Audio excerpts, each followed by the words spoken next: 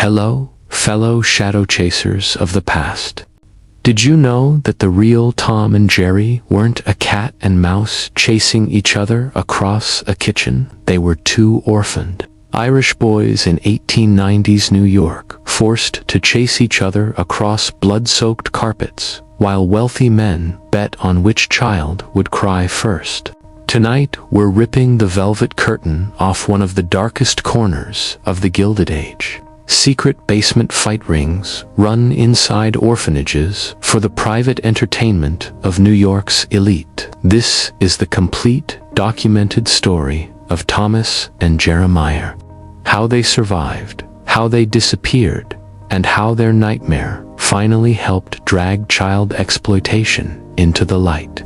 If you're ready for a journey that will make you question every cartoon you ever loved, hit subscribe, ring that bell, and let's descend into the real Lower East Side. Picture New York in 1893. 3 million people crammed into an island that smelled of coal smoke, horse dung, and desperation.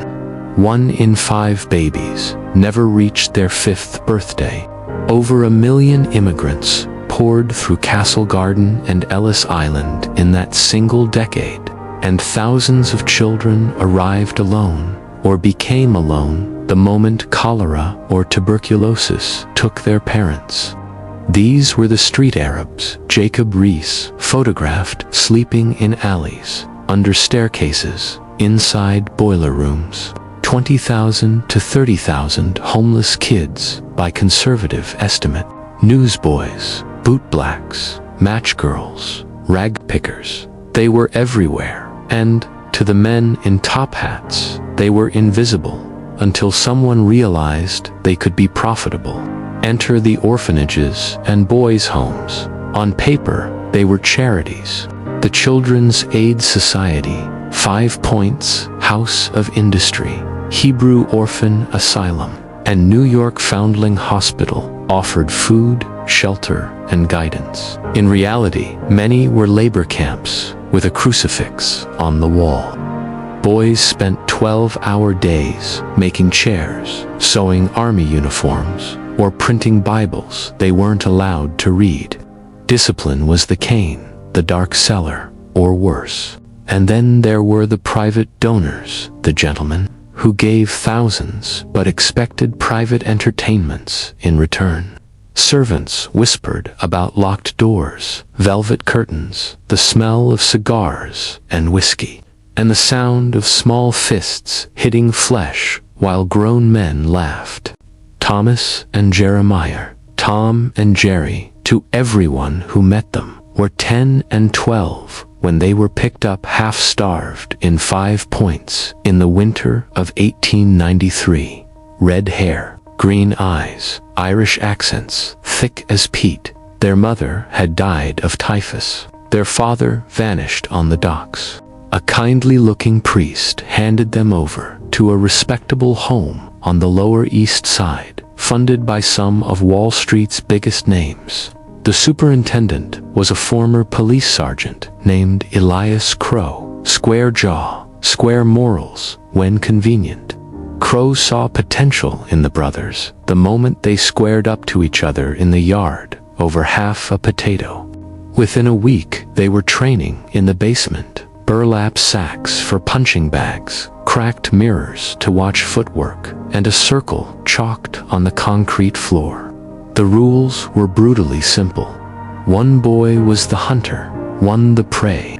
No gloves, no referee.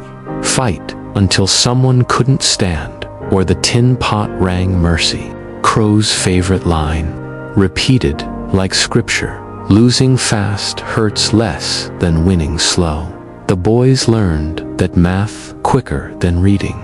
By spring 1894, Tom and Jerry were the main event at the monthly gentlemen's evenings. 20 to 30 silk-hatted men, tumblers of rye in hand, betting $5, $10, $50 on how many rounds a 12-year-old could last before his knees buckled.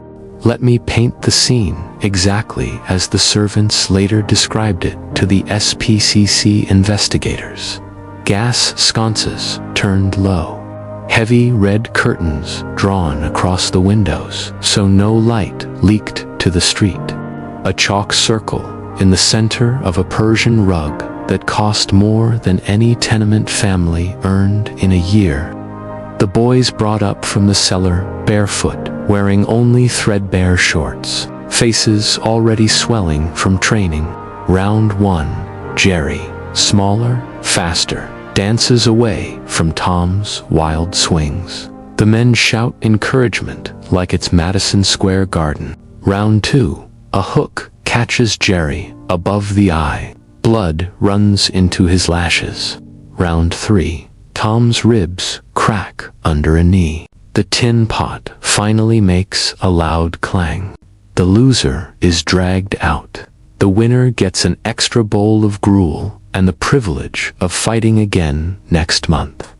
Between bouts, the men smoked Cuban cigars, compared the boys the way they compared racehorses, and settled bets in crisp bills.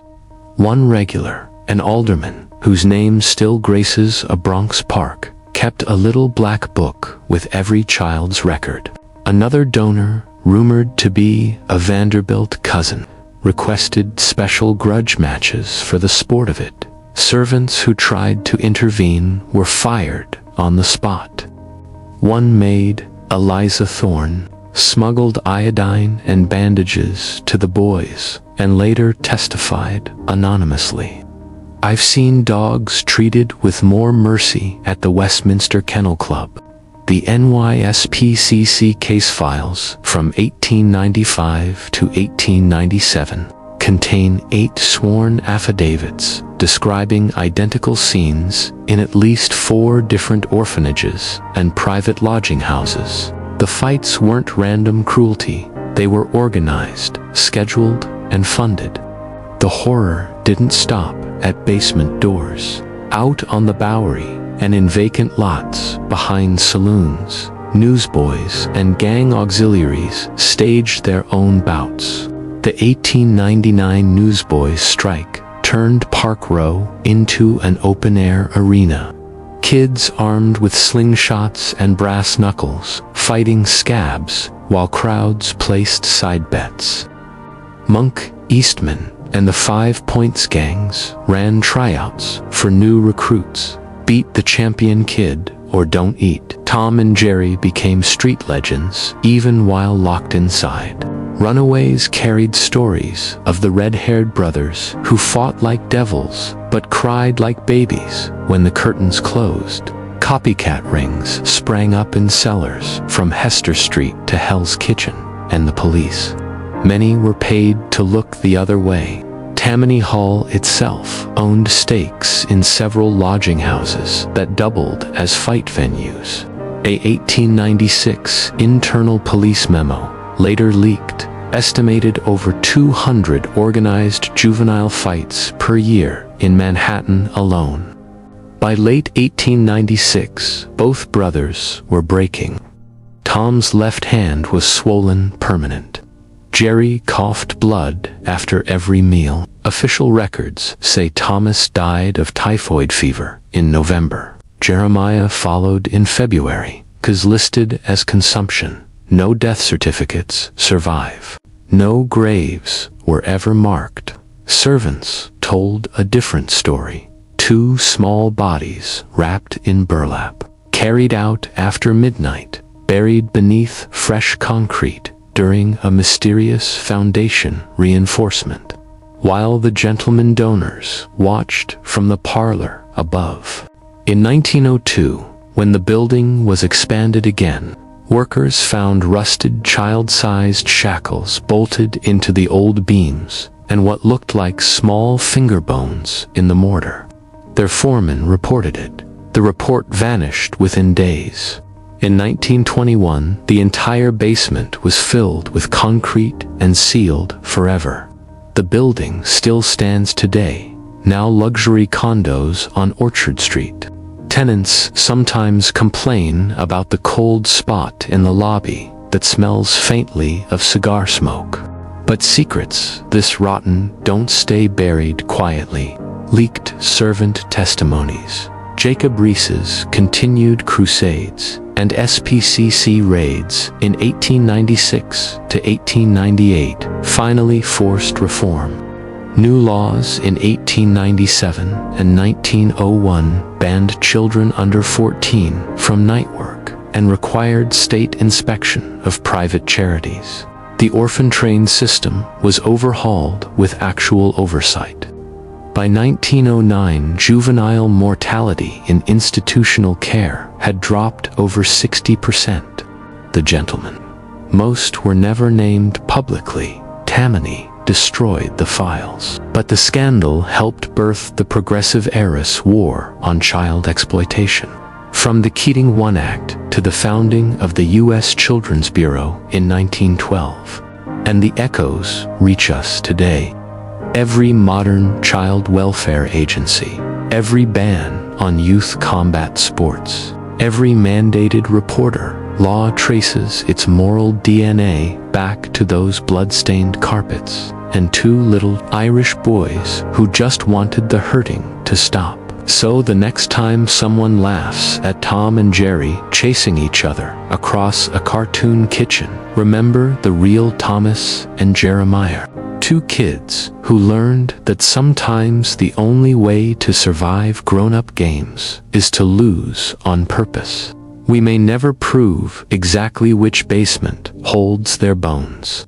We may never see the little black book with the gentlemen's names, but we can refuse to let the story die with them. What piece of this nightmare hit you hardest? The cheers of the men in top hats, the math of lose fast to hurt less, or the concrete poured over the truth? Tell me in the comments. If your family has Gilded Age stories of newsboys or orphan trains, share them. I read every single one. If this video moved you, please hit like, share it with someone who needs to know, and subscribe for more hidden histories that deserve daylight. Until then, keep chasing shadows and never stop asking who poured the concrete.